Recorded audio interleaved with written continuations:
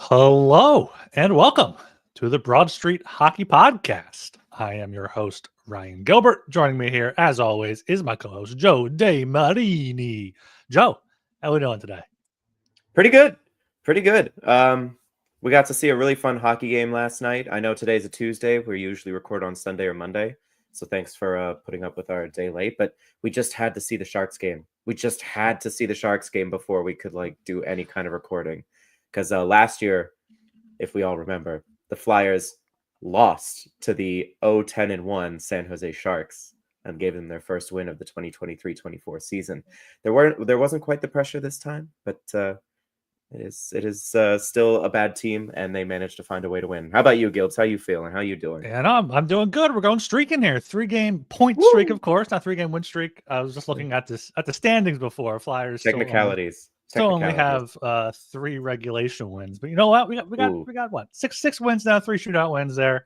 Flyers becoming a good shootout team. We'll get into that, but yeah, I'm glad you brought up the fact that we're recording on an off day here on a Tuesday. It's going to be weird the next few weeks. The Flyers are home next Monday as well as the following Monday, so we'll try to record on Sunday if we feel like it, I guess. But otherwise, you'll get us here on Tuesdays, or perhaps we'll do something later in the week like we did last week if something happened with Michkov there. Oh, sure did.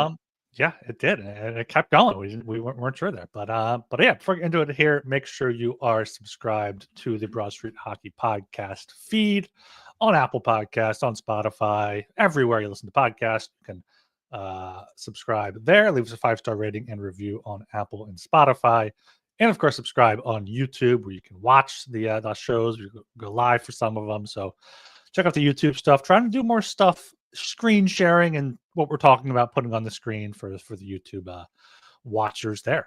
Yeah, I'll have to learn how to do that so that I can start sharing my screen too. Yeah, no, it's you're trying to take over here, trying to take over my job here, Joe. Well, ha ha ha ha ha ha ha. I'm growing out the evil mustache just for that. That's the big Movember change. I've always wanted to just I have a full beard. Like, if for people who don't know, I have a full beard. I've always have a full beard. I haven't been clean shaven in years, but I always want to just shave it all off except my mustache for November. But I fully support this. I'm fully on board. I cannot grow facial hair, so for 3 weeks I have the scraggliest looking 16-year-old trying to grow a beard look on my face, and then by the middle of December the mustache finally looks okay. So yeah, we're a few weeks out. Yeah, I can't get the full mustache, and also my partner, she would kill me if I did that. So not gonna be betting on that, but you can bet on BetOnline, the world's most trusted betting platform for your #1 source for online betting. From the earliest odds to in-game live betting, BetOnline provides you with all the action and the ability to watch games as they happen, with the largest selection of odds on everything from football, basketball, NHL to UFC and MMA. Head to BetOnline today to get in on the action with America's most trusted site for online wagering. BetOnline, the game starts here. Speaking of bets, who had the bet that the Winnipeg Jets were going to have the best record in NHL history to start the season? Did you bet that? Not many people, no. Not many people. I don't think anyone had that bet. Yes, we'll jump right into some NHL news from around the league to get us started. The Winnipeg Jets, they are 14-1-0, the best start in NHL history. That's kind of wild because last year they signed Mark Scheifele and Connor Hellebuck to matching massive contracts, and it was oh, that was a mistake because they played really well last year. They were a 110-point team and then got waxed by the Avs in the playoffs. But this year, they're not just being carried by Connor Hellebuck. The whole team is playing really, really well. And that's important for them because they have attendance issues and they live in such a small market that if they don't keep their attendance up, they would lose the team. So winning like this, that's very good for the city of Winnipeg. Yeah, I mean, Winnipeg, they've had good starts, not amazing starts like this, obviously, but good extended starts each of the past 2 seasons. They come out first place, they look like they're real contenders, and they fade in the second half. And like you said, they get beat in the playoffs. First round of the playoffs was last year. Was 2 years ago was Vegas, last year was Colorado or something. Like, yeah, that sounds right. I think I picked Winnipeg in both of those series. No, I think they won one of the early games in possibly both of those series. They won the first game of the Avs series like 7-3. Like Georgiev got absolutely rocked, which was a bit of a harbinger of things to come this season for the Colorado Avalanche. But the Avs found Hellebuck's weakness, and they just kept putting shots from the same place into the same part of the net, and he couldn't stop them. And yeah, the Jets won game one each of the past two playoffs, and then lost 4 in a row. That's it. That's pretty much what their regular seasons have been. They've had great starts this season, and then they fade in the second half, especially late. So yeah, we'll see if they can keep this up. But I mean, Connor Hellebuck in net, as you said, reigning Vezina Trophy winner, one of the favorites right now for that. Probably going to be a Team USA starting goaltender if I had to take a guess. Yeah, I would think so. There you got Scheifele, Connor, and Velarde on the top line playing well. Ehlers and Cole Perfetti finally getting some time there on the second line. Ehlers is having a contract year to end all contract years right now. It's wild. I mean, it's not quite a Sam Reinhart contract year, but it's pretty good for Nikolai Ehlers. It's okay. It's not Reinhart, but meanwhile, Reinhart is having a fucking amazing season right now with the Florida Panthers. Yeah. Oh, he'll never score that much again. Well, we'll see. He very, very well good. Yeah. Jets, and I mean, Morrissey's putting up some points. Pionk's playing well, but we'll see if they have it there for the long haul. But they're looking real good up there in Winnipeg. Yeah, who would have guessed that? You know who's not looking so good? The Pittsburgh Penguins. Oh, you hate to see it. Oh, yeah. You really hate to see it. You know, I've mentioned it on the pod before, but I went to school in Pittsburgh starting in 2009, which was right after the first cup of the Crosby era. And, you know, I didn't follow hockey or any sports at that time, so I always would come home to Philly and joke to my brother and be like, "Yeah, I'm a Pens fan. Where's the Flyers go?" But no, I have since learned the error of my ways. And last night they allowed 6 goals in the first period against the Dallas Stars, who are a legitimate cup contender. They're a good team, and ended up losing 7-1. You really hate to see it, don't you, Gilbs? Yeah, the Penguins are just a shit show right now. I was shocked that Mike Sullivan still has a job today. Like, if he still has a job today, he's not getting fired unless Sidney Crosby demands it. And the Penguins started out good, 3-2-0, and since then, they are 3-7-2, getting outscored 47-27. So that doesn't sound very good to me. It's in my expert opinion, it's not good. I would even go as far to say that it's bad. It's probably very bad. And their goal differential right now on the season is -21, which is tied with the Canadiens. Which I don't know if you know this. Montreal's not very good. Actually, -21 is the worst in the league. And it's a tie between Pittsburgh and Montreal. How about that? Yeah, and Pittsburgh coming up, Detroit at Columbus, San Jose. So if they don't win at least 2 of those next 3 games, I don't know what they're waiting for with Sullivan, but who knows? It's just you hate to see it, truly. I do hate to bring this up, but we do have to cheer for them a little bit, because at this rate they're going to win the first overall pick. Like they are that bad right now that they are like going to be.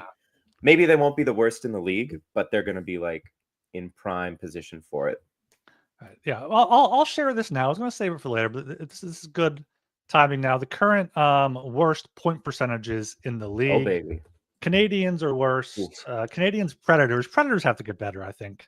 But then the Sharks, Blackhawks, Penguins, Ducks, Blue Jackets, Seattle, and then our Philadelphia Flyers there at 438, the 9th worst currently. Wow. Which is kind of where I expected this team to be. Like 2 weeks ago, we talked about it. Like they might be able to get in that bottom 5 for a top 5 pick. But I mean, the Sharks were on a back-to-back, but we saw how thoroughly the Flyers outplayed them, and they were a much better team. So better than the Sharks, better than the Habs, better than the Blackhawks.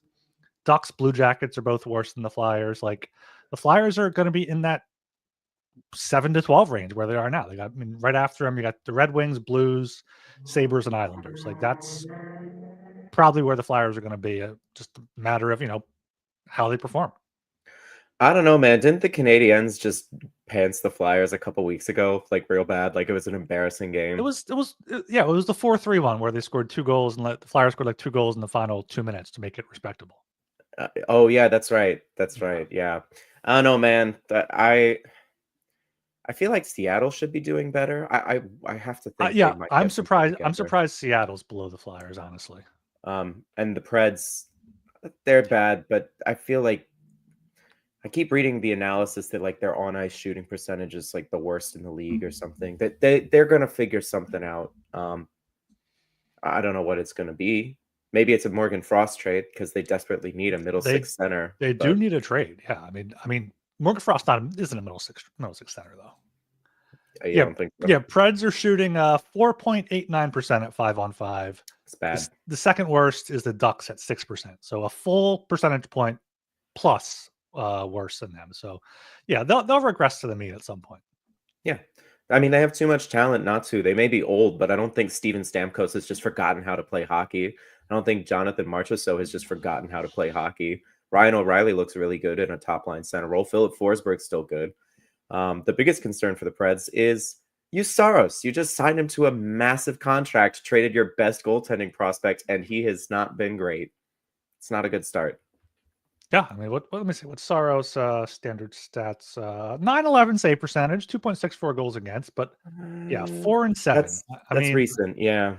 Yeah, he did have a bit of a rough go of it early on. A lot better recently. 3 goals or fewer allowed in 5 straight there, including a shutout. So he's bouncing back a little bit. Yep. Continuing on with the standings check-in. Hello, the LA Kings. What the hell? They're first in the Pacific. That doesn't seem right to me. I do not believe in the Kings at all. I do not think they're a legitimate cup contender team. Like I don't see. I mean, the Canucks will probably figure it out. I have less faith in the Oilers. I mean, the Canucks do have a better point percentage than the Kings. So let's just do point that out. They've played 4 fewer games and have 4 fewer points than the Kings. That's true. That's true. Wow, I didn't realize that the Kings had played 17. That's whack. Yeah, there it is by point percentage. You got Knights, Canucks, Kings, Flames, Oilers. I'm still surprised the Oilers are at 500. Stuart Skinner doesn't look good again to start the year. I don't think they can just fire the coach and hope his save percentage goes back up. Like that worked once. I don't think that'll work twice. They had a good win on I think it was Saturday night though against Vancouver. So we'll see if they can build on that. That was bad. Yeah, Vancouver needs Demko back something fierce. He's skating with the team, I think, but there's still no like obvious clear timeline for him to come back. Also, looking at this, I just realized the Vegas Golden Knights finally lost on home ice for the first time this season. They did, yeah. I forgot who that was to, but I don't think it was anyone good. Oh no, Carolina last night. Oh, Carolina right, beat them 5-2. So yeah, no shame in losing to Carolina in the regular season at the very least. No, and Mark Stone's out too. So Mark Stone's out. They have Roy up there. So yeah, but yeah, 8-1 at home now. Now the Golden Knights are 1-3-2 on the road. Must be nice to have a team in a city where all the opposing players just come in and get hammered before the game. Yeah, that's a competitive advantage, right? Yeah. I don't think there's a tax in Nevada either, maybe. So I don't know, man. Yeah. Just getting cooked. But no, the Kings. It would be very funny to me if the Kings do win the division and then face the Oilers as the wild card and get kicked by them anyway, because that's what's been happening for 3 years now, 3 years running. Yeah, they took them to 7, then 6, and then 5, and I don't think it's time for a sweep. I'm pretty sure. I think it's gone in reverse order there. Yeah, I love it. Meanwhile, the Atlantic is kind of a mess after the Panthers. Like the Panthers are rolling; they're on a 7-game win streak, but after the Panthers, I guess the Leafs are second place, but they're not. I mean, that's solely the goalie right there, putting up big numbers. But it looks like this might be the year that one of those 3 teams at the bottom is finally able to get themselves into a better position. Yeah. The Sens have been playing better. Ullmark has performed almost as expected. And the Bruins I don't know, man. That's the big question is what's going on in Boston. Like Jim Montgomery is on the hot seat now. Yeah, I know. I saw people speculating that Quenneville could go there, and then Montgomery could go somewhere else. Which no, give him Jay Woodcroft. That would be interesting. Would be interesting there. But yeah, they're currently at 4th place, 500 point percentage, right there, tied with the Sens behind Florida, Toronto, and Tampa. You have to think they'll turn it around at some point, but like they haven't won more than back-to-back games this season, and that was, at the Flyers and then at home against Seattle. So yeah, give them time though. I think it's going to be a matter of time. But for Elias Lindholm, he's not a first-line center, but he'll find some chemistry with his guys. Maybe they end up making a trade as well. Because I think their biggest issue is just vibes. Like the way they handled the Swayman contract and unceremoniously sent Ullmark to Ottawa. Like that doesn't scream like good vibes to me. And Swayman's been bad too. 896 save percentage, quality starts, only 5 and 11 starts. Like, well, he missed like the preseason and the first game of the season. He's still just trying to like get warmed up. Mm-hmm. Yeah, and Korpisalo's slightly outplaying him, but they got to get Swayman into a rhythm here. They have to at some point. But a team like Boston is going to rattle off like 6 wins in a row and then be right there in the conversation for the first place. It'll start with a beatdown of the Flyers. I'm just sure of it. Yeah, absolutely there. But look at that goal differential, -12. Oof. Man, yeah. You hate to see that. Have they had like a few blowout losses? Let's see if they have any. They lost 8-2 to Carolina. That would do it. God, that was fun. That was so fun to watch. 5-2 to the Stars. We shut them out. The Leafs shut them out. We shut them out 2-0. Leafs and Panthers both got 4-0 win, or Predators both got 4-0 wins against them. So yeah, they've had a few 3 or 4 goal losses, or 6 and a 6 goal loss. Yeah, getting shut out is not good. I don't know if they have anything on the Islanders, and they're like, how many shutouts have they had to deal with this season? Their offense is brutal, and they're without Matt Barzal too. And Duclair is out too. Duclair, they're hurting. Yeah. You hate to see it. Fuck the Islanders. Yeah, and let's glance at the Metro here. You got Carolina up top, 11-3-0. The Rangers, Shesterkin's carrying them, 9-3-1. Caps, very surprising, 10-4-0. Ovi is well on his way to breaking the record this season. I think he already has 10 goals in 14 games. I don't know how long it took him to get 10 goals last year, but it was a lot more than 14 games. Half the season, maybe. I'd say about there. Then you got the Devils. They're getting better. They're getting, I think, healthier now. And then you have the Islanders, Flyers, Blue Jackets, Penguins in the basement there. I am fascinated to see how the Capitals season plays out. Like if Ovi, I wonder, he's got 1 year left on his contract, I think. I'm wondering if he's just like, I'm going to break the record this season, and then my last year is just going to be the farewell tour. And I'm really going to put a statement on it and win the Rocket Richard this season, and then sail off into the sunset on like a Marc-Andre Fleury style farewell tour. That exact point was brought up, I believe, on Hosers last week. They brought up how, this year they're going to go for it. Like Ovi's going to break the record. The next year will be like his like you said, farewell tour. Like a lot of hockey players don't do that typically, but we see it in baseball all the time. Like hockey players just like, all right, I'm retiring now. But like, I think Ovi will be a big thing for every city, especially like every city. He's going to be the best goal scorer in league history. So until Matvei Michkov breaks that record, of course, which he won't be able to do if he's getting scratched. Healthy scratch. So very true. That's a fantastic segue there into our Flyers talk here. 20 minutes into the podcast. Flyers streaking, 3-game point streak, 2-1 shootout win in Tampa Bay, 4-3 shootout loss in Florida. Then, of course, the 4-3 shootout win against the Sharks at home. Michkov with a goal, an assist, and a shootout goal in that one. And what a thing of beauty it was to see him in the shootout. The pass to connecting in the power play goal too, and of course his breakaway goal 5-0. Love it. It seemed like the healthy scratches helped. And at even strength, that breakaway goal was at legitimate, like true 5-on-5. 5-on-5. 5-on-5. Look at that. Yeah, was Was that who got the assist on that? That wasn't Andrae, was it? It was Paling, wasn't it? Oh, it may have been Paling. Yeah, I think it was Paling. But yeah, Andrae's looked great. We'll get into that.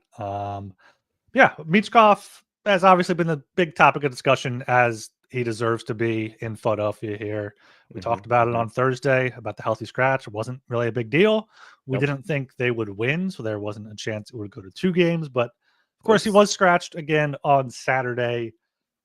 Does that bother you at all? Do you think that was something that like Torts decided in advance, or was it like, all right, they won, I'm going to keep rolling, or do you think it was maybe kind of like an open-ended thing? I don't know. I don't know. I saw some takes on like, oh, having Michkov in the lineup really would have helped in that shootout, wouldn't it? And I'm like, do you think they would have gotten to a shootout if Michkov had like a awful turnover? Like, I don't know if they would have made it to the shootout in the first place for him to be able to do that if he'd still been in the lineup, because you know he's prone to those. So it's just fine. It's part of the development process. I think Torts was like, I'm scratching him once. And then the second time he was like, we're winning. Florida's a good team. There's a lot for him to watch and learn from this. And then Michkov joked about it in the presser yesterday. He's like, yeah, terrible place to have a couple days of not playing hockey in Tampa and South Florida. Horrible. So terrible. It came back with a bang. He had the penalty there at the end of regulation too. Getting into it with Celebrini. I don't know how the refs call that and not just take both of them, if anything. Going into overtime, the 2 best young stars in that game and 2 of the best young stars in the game, just let them go at it. I would love to see that fight. Like, I don't know. I think a Calder off, like having Calder candidates actually fight each other would be bananas. I guess in that matchup I would want to have Michkov versus Logan Stankoven. They'd at least have like the same reach, because they're both kind of small. Yeah. I don't know. Did the second game bother you, or like? No, it didn't. No, especially like all right, rest up again, get ready for home game. You got a home game and then a road game, and then a 5-game homestand. So why not? And he was great Monday night. And apparently, Amy Irvin, Amy 38 Photography, friend of the show, tweeted out that can also confirm that no one cheers louder for Michkov than his mom and brother. So I don't know if that's gone underreported, that his family is apparently in town to watch him. So maybe that was something like, all right, let's get you ready, let's get you reset, let's get you not have to healthy scratch you when your family's in town. But his mom and brother live here, don't they? They did. Oh, they did fly him over, didn't they? Yeah, I think they're like, I don't know, like here for every game. I don't. Yeah, I don't know. They might live in the area, but I don't know. I don't have the inside scoop. But like Zamula and Fedotov talked about, like, oh yeah, we go over there and his mom cooks us dinner and all these Russian foods that we miss and stuff. So I think they must be here for extended periods of time, if not all the time. Yeah, all right. That does make sense. But one other thing that's been bothering a lot of people, I've noticed on the Blue Sky, the good old Blue Sky, there is that an interpreter for Michkov. I didn't watch his interview last night, but apparently it was done like interpreter via phone. It was a Zamula before. Like, they had some guy over the summer that was there. Like, why can't they have like an ambassador? Was that Ken Hudikoff? It may have been. I forget exactly what. I don't think that, because that was the guy that came over later. Like, why don't they have like a Russian interpreter ambassador or something with Michkov, with Fedotov, Kolosov, Zavragin? Like, who knows who they're going to draft this coming draft? Like, that just seems like something that would be very beneficial for a hockey team owned by a corporation to, pay an interpreter to help your rookie. Do other teams do that? I'm sure that's the roadblock here. Apparently not. I've been trying to look into it, like right now, but like not a lot of people have interpreters. No, that's weird. And it's a copycat league, so until someone starts doing it, nobody's gonna do it. Like, yeah, it would make sense for the Flyers to do it. They almost lost one of their prospects because they had no one that spoke Russian in Lehigh Valley. Like, can't be that expensive. Could be useful. Apparently, people are saying Panarin and Shesterkin used to have an interpreter, but I'm not seeing that from the video I'm watching here. Okay, yeah. Back in 2017, it said Panarin, a Russian, spoke a little English. That the team hired an interpreter for him. So, like, yeah, you get an interpreter. Like, I don't know if you want to make sure it's someone you trust or whatever, but get an interpreter so you can communicate effectively with your top prospect. Yeah. Yeah. It seems like a no-brainer. Yeah. Also, speaking of no-brainers, I don't know. There's no transition there. Do you think Flyers fans would stomach these scratches better if they were billed as quote unquote development days, the way that they're being presented with Macklin Celebrini and the Sharks? Because he almost didn't play last night as part of this development day. And I guess that includes ice training, watching, videotape, and physical rest to not coddle, but help these young players adapt to the grueling NHL schedule. What if the Flyers were like, yes, it's a development day, instead of the coach is a crazy person and healthy scratching the top player? Yeah, I think that would help. That would help a lot. I think people, especially if there was like, okay, this is pre-planned. He's going to sit out. He knows in advance what days he's sitting out. We're not going to tell maybe they make it public even. Like, yeah, he's not going to be playing for these games. It's built in. Got a busy schedule built in as like a sure, skate in the morning, maybe do some exercise in the afternoon, like evening, to like simulate a game, but like watch from the press box, watch, learn, like just take the game off, because we are more concerned about his long-term development. We don't care about him playing 12 minutes a night and maybe having an assist. Like it doesn't matter this season, besides for the Calder and whatnot, and just having fun game in and game out. But for the Philadelphia Flyers, for Matvei Michkov, we want him to develop as best as possible. And if him sitting out a game or two here and there helps, I'm all for it. Like, if there was a better track record of this, like with a coach that has been known to do this, I think it would be better. But like Torts kind of has. It just has never been framed that way. It's like, all right, this guy's sitting out. He needs something to change. That's the big difference, is that a scratch is a coach's decision. A development day is a management decision, or at least it comes off that way from like how you would market those phrases, right? Yeah. And other teams are starting to do this. The Ducks did it with Leo Carlsson last year.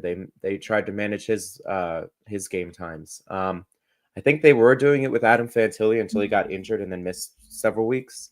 The only player last season who didn't get that was Connor Bedard, but then he got injured and missed a few weeks anyway. Yeah. Like, I don't think people appreciate how grueling it is to play in the NHL, especially when you're a teenager. You need some recovery time that you might not need in 5 years. Yeah, it's your first year playing professional hockey, first year playing against grown men, like first year. I mean, he traveled across the country in the KHL, but like traveling across the country, like travel, all this stuff, playing more games, having more stuff on his slate. Yeah. So yeah, that makes complete sense. And like, it's not going to go over well just because hockey fans and hockey people are like, oh, hockey's tough. You have to tough out everything. You have to be out there, put it all on the ice. Look how that works out. Be out there with your teammates. Look how that works out for some of these players. They get concussed at age 26 and are done. Like, yeah, or they just hit a wall halfway through their rookie year or sophomore year. Like we see it in the NBA all the time. These star players being paid tens of millions of dollars, load management. Joel Embiid's making his season debut tonight after playing in the Olympics over the summer and having no injury reported between that. Like, NBA star players are doing that, and they're making rules against it because it's being abused. And like, yeah, for rookies that probably, if the Flyers could put him in the AHL for a bit, they probably would. Or like, maybe not for Michkov's sake, but like there are some other players where they would do that. It's like, all right, yeah, you're playing in the pro league, but you're going to have a night off here and there, which I don't know. I feel like I should be angrier about it and more upset about it. Maybe if they lost, maybe if he didn't have a good response to it on Monday night. But for now, yeah, you just got to kind of go with it and hope it's for the best. I think part of its connotation to like healthy scratch sounds like a punitive measure, like a punishment, like this is vindictive and I don't like you and I don't like how you're playing. You're sitting on the bench. You're not playing tonight. But development day has this more like casual kind of like, oh yeah, like you just need a day to watch, a day to practice, a day to just be around the team, but not be on the ice. It's all marketing, really. Yeah, and it's for the player and it's for the team too. Like the team responded well. Team did responded respond really well. fucking well. Over 30 shots in 3 straight games. Like, yeah. After not having more than 21 in their previous 4, like they got to their game, they got to be forechecking, and they got to find a potential top line here with Owen Tippett and Travis Konechny, centered by Sean Couturier. We saw that a bit last year. That was very successful. Owen Tippett scored 1 goal, scored on that backhander, right? The backhander in Tampa. Yeah, we watched that one at Chickens and Pizza. Yeah, it was a great goal by him. Konechny's on fire, had so many chances on Monday night. So many. The broadcast kept like Brian Boucher was like, he could have had 6 or 7 goals tonight, and like he probably could have. I don't know how many scoring chances he had, but like, yeah, the Flyers were able to put their lines together without having to worry about where Michkov's going to be, which, it's not a bad thing, but they got that line. Then they have the Farabee, Lawton, Brink line together. That's ideally the third line. It was a second line last night because a certain center was healthy scratched. But I don't love Richard, Paling, and Michkov. Really? I get it to a certain extent. It's 2 guys that can just burn and can keep up and, play simple hockey to where Michkov can make plays for them. But you want some sort of skill with them. Like, I'm not sure who, like, do you do Forster, Frost, Michkov? Is that a combination you put together? Because you had Forster on the 4th line. Are you keeping Richard in? Are you getting Frost back in there? Like, it's going to be interesting to see. Now, today's Tuesday. They're off again tomorrow. We'll probably see practice lines and then play Thursday night in Ottawa. But I've always been an advocate for Forster and Michkov on a line together. I think there's a lot of potential there. I don't know if Frost gets in. Like, if they scratch Michkov 2 in a row because they won the first one, guess what? They beat the Sharks. Maybe they scratch Frost again. Someone in the Slack said, I think it was Thomas, that he wouldn't be surprised if Noah Cates was scratched sometime soon because he has not been playing too well defensively. So I could see Cates being scratched, Paling moved down, and Frost in for that line with Richard. He made some sharp defensive plays in the Sharks game, though. Like, I thought, I don't have his stats in front of me for the game, but I thought Casey had a decent game yesterday. There's, I mean, Richard really is the guy there where, Torts might just love him because he's fast. Like, Torts wants fast skaters, and he's one of the fastest on the team. If he's not injured, because there was like a moment in yesterday's game where it looked like he got injured and was like huddled over on the bench. And then towards the end of, was it overtime or close to the end of regulation, it looked like he got hurt again. So I don't know. Maybe he's not able to play on Thursday. Is their next game Thursday? Thursday's next game, yeah. Maybe he's not able to play by Thursday anyway. And then the point is moot. Although, I got to be honest, it would be kind of fun to see Zach McEwen versus Nick Delorier. I think that would be I think that'd be a pretty good bout. Yeah, maybe they'll get Nick Delorier in for Richard and put Forster up on that second line. Yeah, we'll see. We'll see what happens with the lines. But yeah, looking at, I got up the Noah Cates last night in 11-21 at 5-on-5, 13 shot attempts for, 4 shot attempts against. So I mean, the Sharks aren't good, but it's a positive game there for the 4th line. Yeah, I thought that was decent. Tyson Forster was shooting. You like to see that. I do like to see that a lot. Yeah, no one else on that line. Getting into the slot, getting into the high slot. He's been good. No, he's got to start scoring. I love how game 1 he scores a goal after last year he went like 15 without one, and now he's like, well, worse this year. So, I did not realize Noah Cates has the worst expected goals for% on the team at 35.06. So oof. Brutal. Yeah, maybe last night was kind of just a blip on the radar there. Yeah, unfortunate. All right, but yeah, Morgan Frost, healthy scratch on Monday. Does he get back in? Is that what you just said? Like, is his time in Philadelphia up? I saw Thomas wrote today, BroadStreetHockey.com. Make sure you like and subscribe there. Kind of looked at what a Morgan Frost trade could look like. Basically said worst case scenario was keeping him to the offseason, not wanting to re-sign him, and flipping him for like a 3rd round pick. That would be bad. The ideal swap would be Frost for like a Matthias Samuelsson. kind of like the middle stat for Byram swap last year. And then he said the realistic 1-for-1. I'm not sure if he put anyone specifically there. Looking at Owen Pickering from the Penguins for a defenseman there. Like it's gonna be a change of scenery trade at this point. Ideally, for me, I would love Frost plus for Zegras. I would love that because Zegras seems to have worn out his welcome in Anaheim. People are talking about like, is he washed now? Like, I don't know how that would work with Torts, but I feel like both of those players need a change. I would say that's the fourth option for Morgan Frost, is that he's part of a larger package for a higher level player rather than just like Frost in isolation for something else in isolation. Yeah. You know, similar to the Ryan Ellis trade. Like Ryan Ellis was Nolan Patrick, who needed a change of scenery. Phil Myers, who had fallen off for Ryan Ellis. I don't think there were picks involved. If anything, it was mid to late round picks, but it was two guys needed a change of scenery for a win now move. But for now, it would be just a win now move would be getting a center at all. That's true. And Nolan Patrick ended up in Vegas at the end of that convoluted trade. I mean, there were reports, I think Bleacher Report or something, or BR Open Ice reported that there was a Flyers scout at a recent Wild and Ducks game. So, I don't know, man. Yeah, people read too much into those team scout at team games. I know. They scout each other all the fucking time. They scout each other. They could be scouting for international teams. They could be scouting for future free agents. Like, do we want to look at this guy this summer? But like, I mean, it's starting way too early. Usually it's like the month, maybe 2 months leading up to the trade deadline, but it gets clicks, it gets views. So we're gonna keep hearing about it earlier and earlier until there's been a few trades. There's been a few trades already this season. Liljegren to the Sharks. Liljegren to the Sharks, yeah. Olimata to the Coyotes. Daniel Sprong. The Utah Hockey Club. They're still the Coyotes in my mind. All right. Utah Hockey Club. And then Daniel Sprong went back to Seattle from Vancouver for future considerations. Oh, I didn't catch that one. Yeah, apparently, Rick Tocchet wasn't the biggest fan. That's crazy. Daniel Sprong in a depth role is dynamite. He's so good in like reduced roles. Yeah.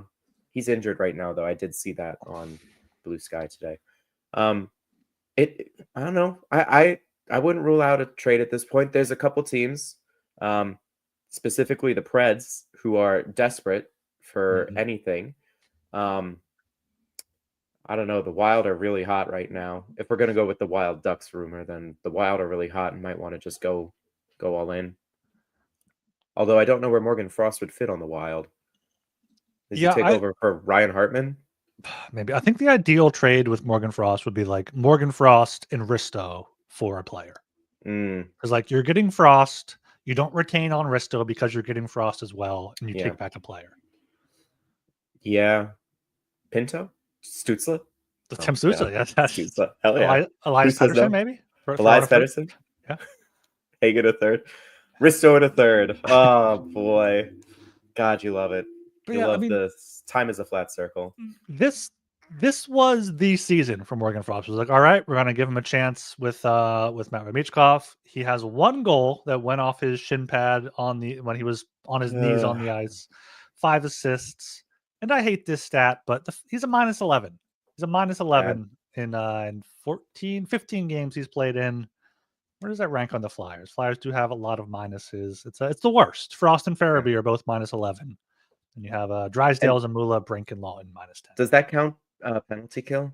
Does not count penalty kill. It counts shorthanded goals against when you're on the power play. So if he was on the ice for any of those Zamula or Drysdale turnovers, he would have got a minus there. Because I was going to say he's not even on the penalty kill, so like that'd be ugly. Yeah, like we thought he was a 40-point player. He's on pace for 30 right now. Like he has to get better. He's shooting 3.4%. Career shooting percentage is 9.2. So he should have triple the amount of goals that he has, which would be 3, which would put his points up to 8, which would make his a 40-point pace. So he'll get there. It's just a matter of him getting his confidence back, Tortorella trusting him, and putting it up on the ice. Like put the puck in the net. Make some good plays. Do what you're here to do. I do want to circle back on the points real quick, and partially Travis Konechny, because he did have a great game last night.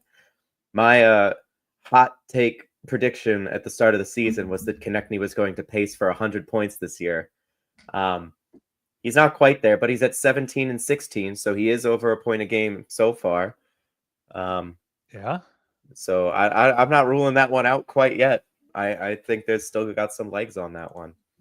87-point pace. Flyers have been kind of cold, and now he's on a line with Tippett and Couturier, which is kind of getting hot there. So he got a power play goal. Power play's looking good. Power plays. I do like the new power play setup. I liked seeing Andrae on there for Drysdale. Can we talk about him now? Please? Can we move on from Frost and talk about Emil Andrae? We've got him through our forwards. We've got him through Michkov, Richard, Morgan Frost. Our state mandated Morgan Frost discussion. It was like our state mandated Sean Walker discussion. Oh God! Oh no! It's going to happen again this year when we approach the trade deadline. No. But on a much more positive note. Yes. Emil Andrae. Not sure how exactly his first name is pronounced, but he's fantastic. He got moved up to the top pair with Travis Sanheim. I mean, made a brilliant pass to Konechny that he put into the pad rather than the empty net. Great pass in the power play down to Michkov for the goal with Konechny. Like, he looks like a legit top pair guy right now. I mean, yeah, I know it was against the Sharks. Top 4. I'll say conservatively a top 4 guy. Sure. He sure does look real good. I am absolutely shocked that he did not score a goal last night. He had 4 shots on net. Probably could have had a couple more.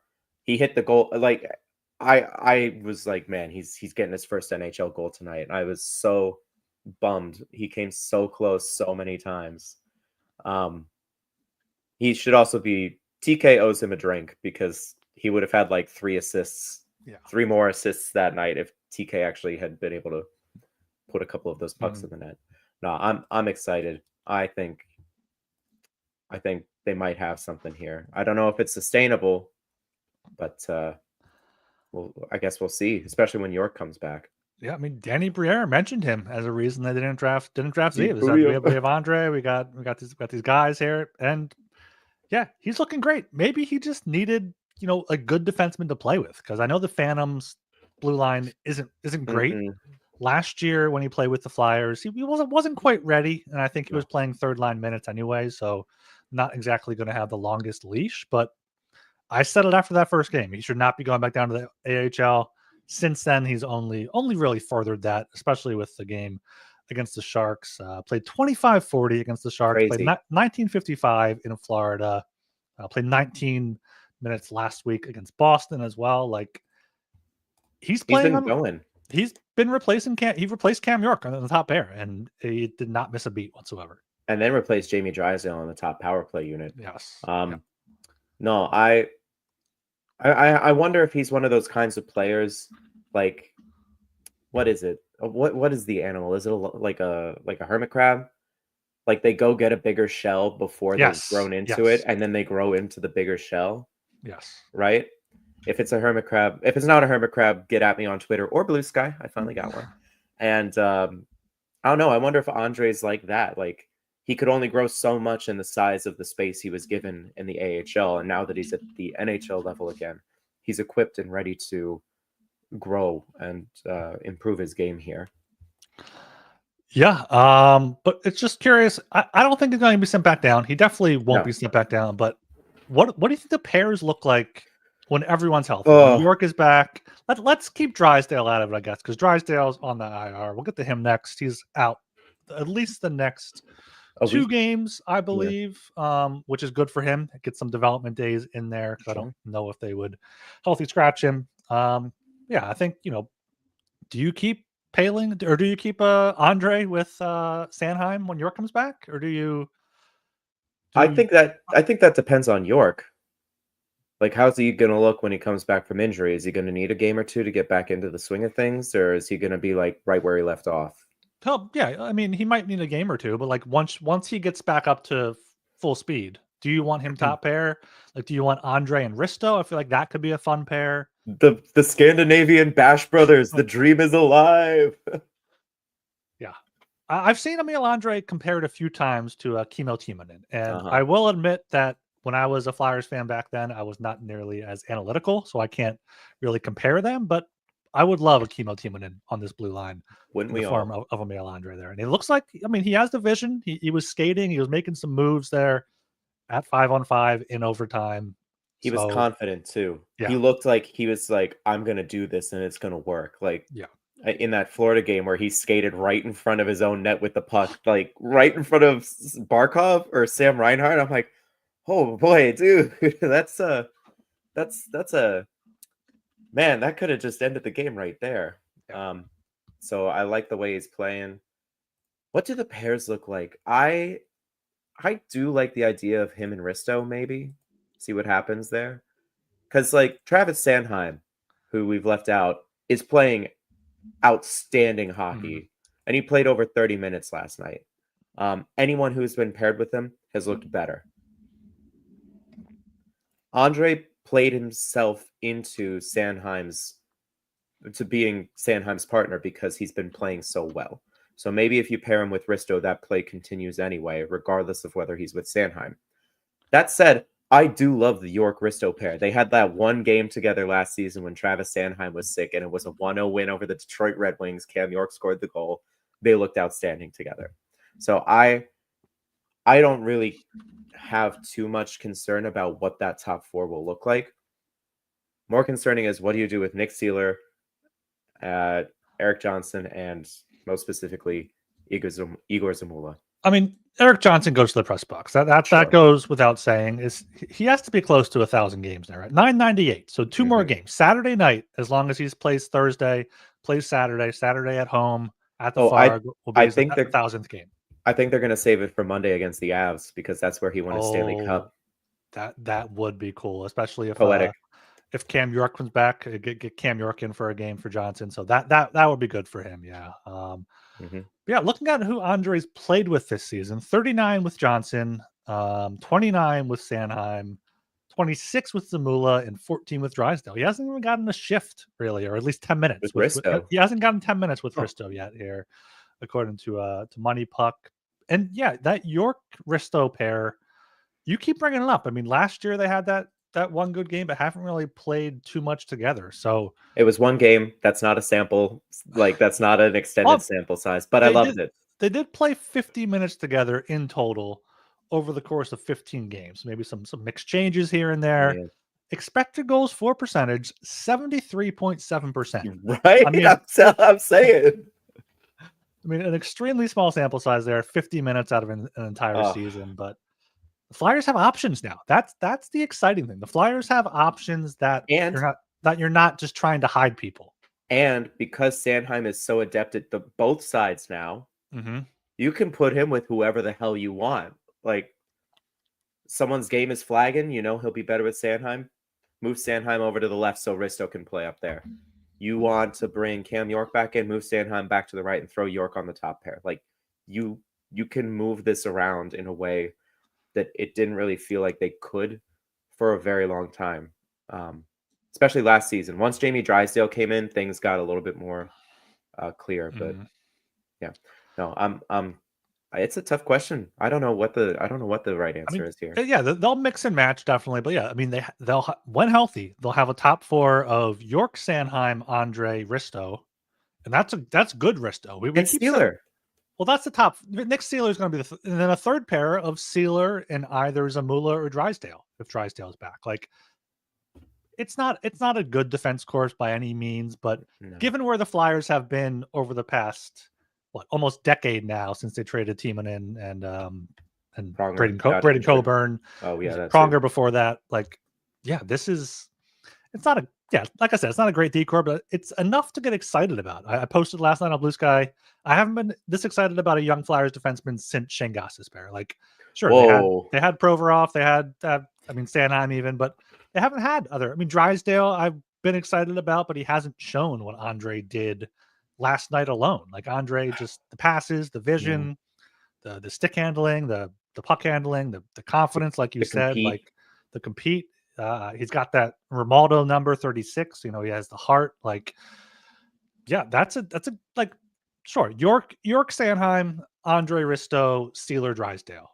Okay, first of all, this is Oliver Bonk erasure when we talk about exciting defense prospects. Well, in for the Flyers, he has not yet played a game for the Flyers. He's on an ELC.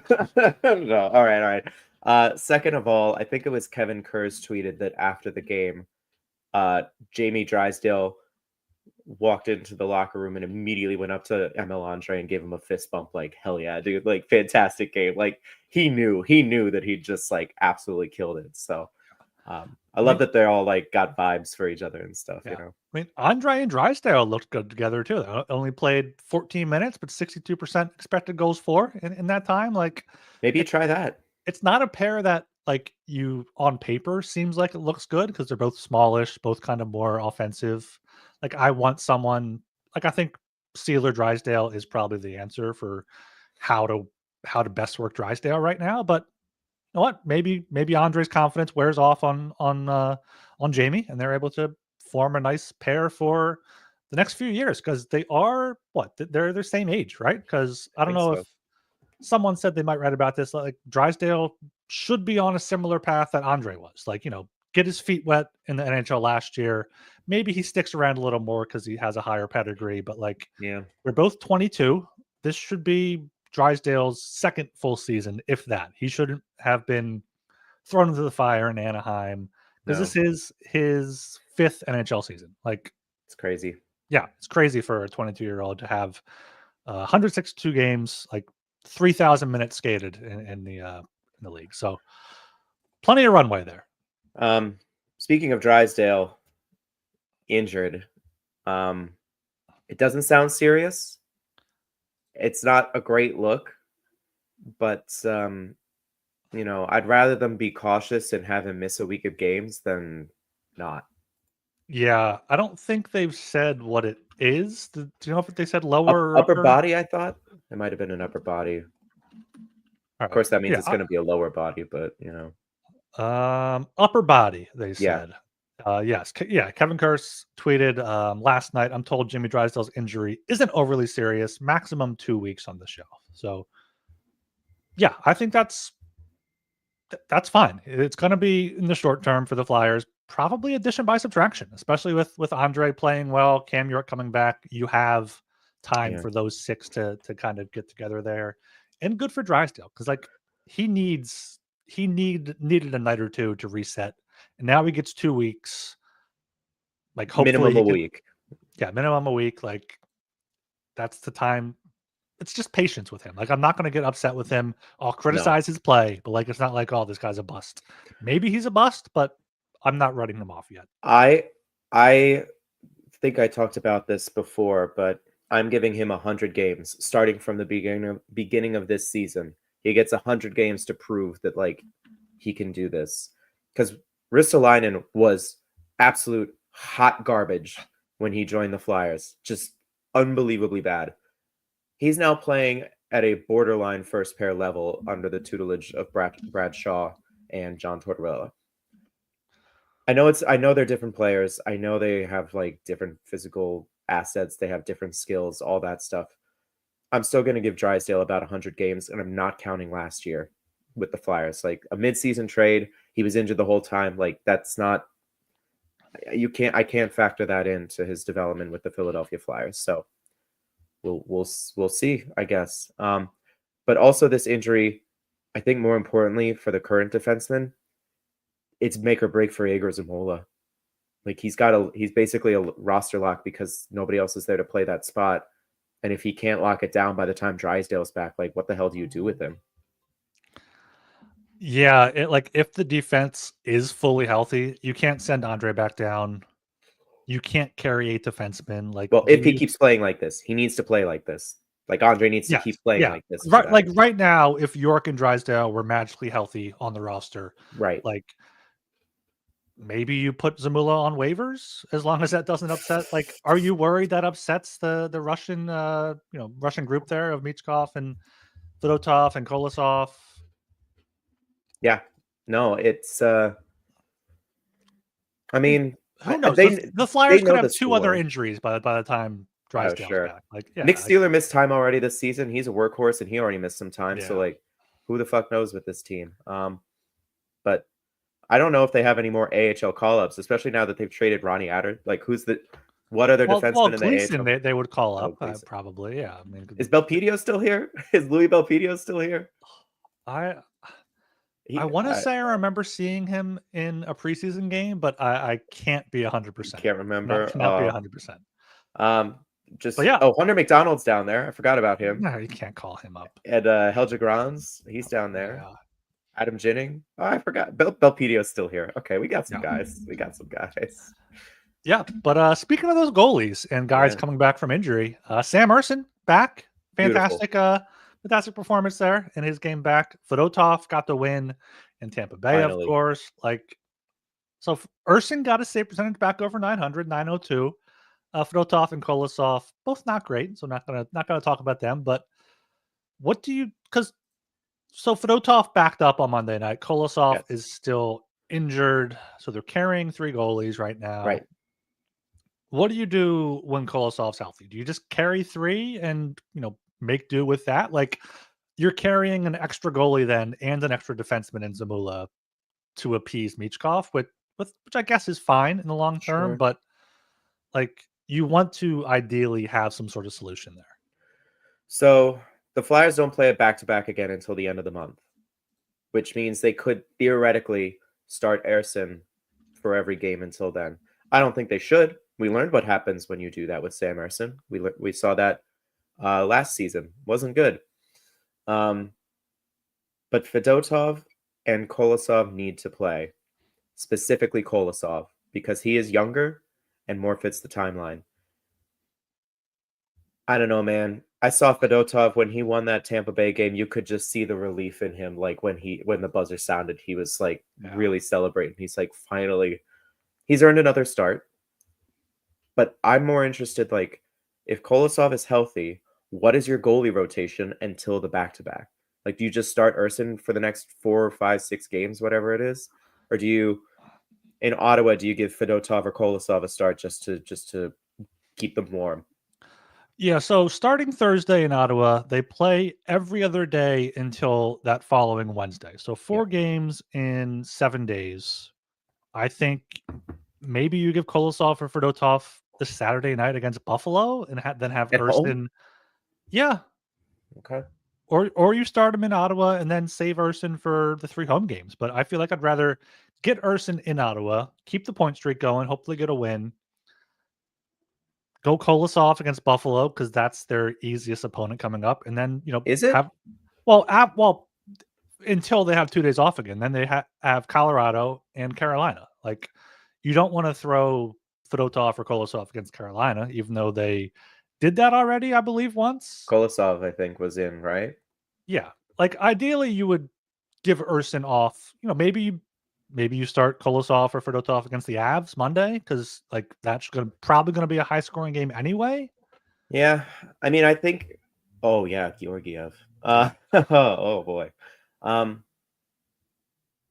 don't know. I would start one of them at the away game. At Ottawa. Even after 2 days off, like Ersson's going to have 2 days off. He'll be fresh. Do you want him to have 4 days off between starts? I want him to start at home. Because, like, I mean, Torts is going to Torts, but he's a showman and he wants to put on a show, right? So starting your starter at home makes more sense. But then you want to get the win. You start your starter on the road game too. I don't know. It's tricky. It is the start of a 5-game homestand starting Saturday. So Ersson's not going to play all 5. No. Probably won't play that Saturday against the Blackhawks. Maybe he will. Maybe he won't. But yeah, the Flyers have Buffalo, Colorado, Carolina, Chicago, and Vegas at home. Like, Chicago's a bad team. Buffalo's a middle team. Those other 3 are very good teams. Yeah. At Ottawa's like in the Buffalo round, but I don't think Tortorella or even the team thinks about starting goalies home versus the road, unless for some reason they have like amazing splits at home versus on the road. But I don't know I don't know if that's even a thing for goalies. I know it's a thing for like pitchers in baseball because like the parks are different and whatnot, but For goalies, I think it's fine. Guess how we get that data? The goalies play. We get like, I don't know. I mean, Kolosov is still injured, right? So this is kind of a moot point for now. But like, do you send him back to Lehigh? He hasn't exactly earned his way onto the Flyers main roster.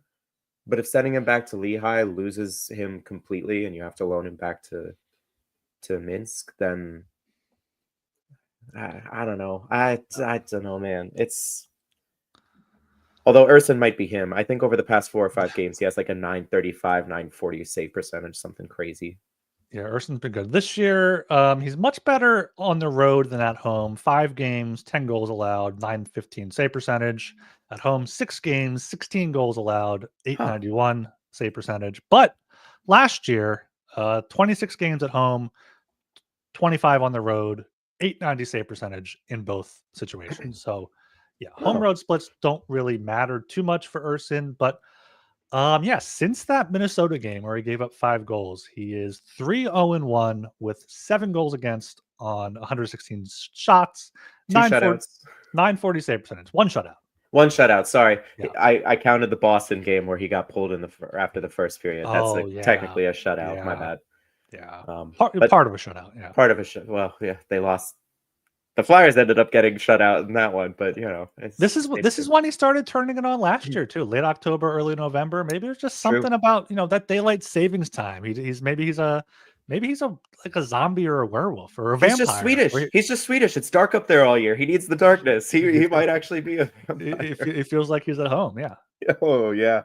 Oh boy. Yeah, I'm glad. I am very happy that he's healthy and happy that he is showing this again because I was worried. Fun to watch. I was very worried at the start of the year, but yeah, this is when he turned it on last year. Did not allow more than 3 goals in a game from November until January 21st. So if they can get that going, we're going to be thinking playoffs again before we think tank, which I don't know. I don't know if we'll go that far, but we'll be thinking, hopefully late single digits, early teens, and not top 5.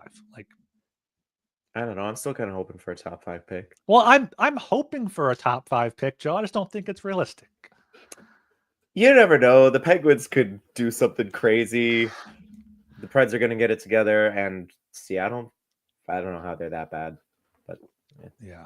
All right. Speaking of the upcoming games, shall we do our little score predictions? Let's do that here. We got Thursday at Ottawa, Saturday at home against Buffalo, then Monday at home against Colorado. That is Dollar Dog Night, folks. Make sure you get out to the Farg on Monday night. Tempting. Take down some wieners there. We might record on Sunday before that, but Gilbs, you have to say it as the children do. They're called glizzies. Oh, the glizzies. Sorry, yes. Dollar Glizzy Night. Dollar Glizzy Night. Yeah. Sens play tonight at Toronto, then are home at Thursday. I think Thursday at Ottawa. Ottawa's been very up and down this year. I think, 4th straight shootout game, 4-3 shootout win for the Flyers in Ottawa. Saturday against Buffalo. Did you see the Buffalo Montreal game yesterday? It was like 7-5 or something for the wild the Veterans Day game. Before you predict that score, Tage Thompson and Ukko-Pekka Luukkonen are day-to-day. We don't know their injury status right now. Ooh. I'm thinking that's going to be a 5-3 loss, probably, unfortunately. And then Monday versus Colorado, probably like a 6-4 loss. High-scoring games, fun hockey, lots of shots. But, I'd rather, I know the teams don't want to see a 6-4 loss. I'd rather see a 2-1 loss, well played. But let's have some fun. Let's have some fun there at the Farg. I am going to say you're wrong about Ottawa because you've forgotten one very, very important factor about the Ottawa Senators. What is that? The Claude Giroux revenge factor. Is there still revenge? I guess it is probably still important to him every game. It is his last season in Ottawa, so, this summer could be the time. I'm going to say 4-3. Overtime loss, Drew gets the winner because, of course, he does. Or Zach McEwen gets the winner because life is just cruel. We could get a Claude Giroux clap bomb in the shootout. It's a classic move by him. Claude Giroux game-winning goal. That's what I'm gonna roll with right there.